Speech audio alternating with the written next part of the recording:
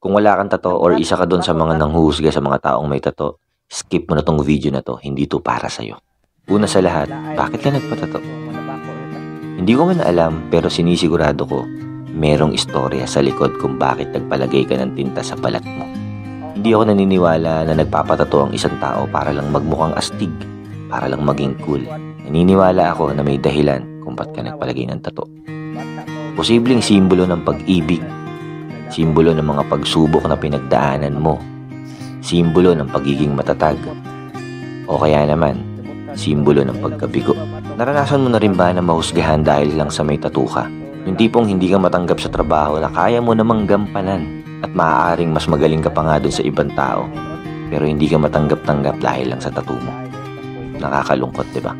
At naranasan mo rin ba na hindi ka man lang kinikilala ng isang tao ay inaayawan ka na dahil lang sa merong kang tattoo? Kesyo masamang tao, ex-convict, addict, hindi gagawa ng mabuti, madumi, matungis, kung ano-ano pang panghusga.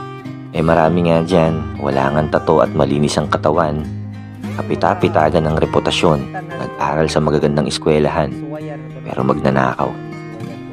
At kung sino pa yung sinasabi nila na mukhang hindi gagawa ng mabuti, sila pa pala yung mas totoong concern sa kapwa nila.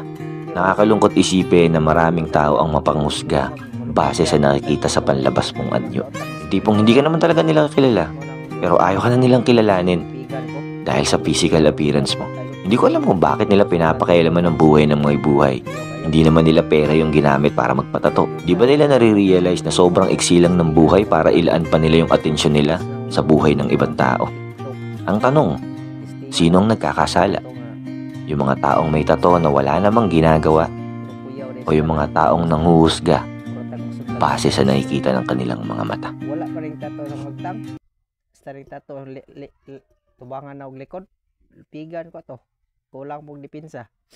Patay ko dito ato himog daot ang espiritu. Guyudo na ko niya padong atos king harian niya. Kuyaw kay nas tanas di mo kumpiyansa na. Di mo magsundog-sundog ato ay madaot mo. Ano na siya?